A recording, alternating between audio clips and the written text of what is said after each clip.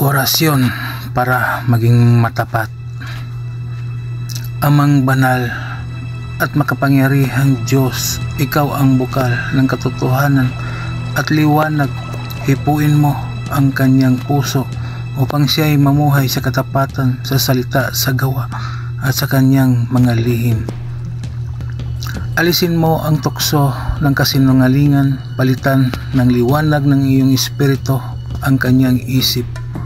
Sa ngalan ng iyong anak na si Jesus, na siyang katotohanan, ako'y nananalig na ang kanyang puso'y magbabago. Amen. Bigkasin lamang ang mga sumusunod na orasyon ng 3 beses at iihip ito sa kanyang tuktok o di kaya sa kanyang dibdib. Sator arepo tinit opera rotas, ioneste verum espirito, ioneste verum espirito, ioneste verum espirito. Amen.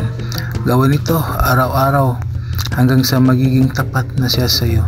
Maraming salamat sa mga tao na naniniwala at mangkilik sa mga binahagi kong kaalaman.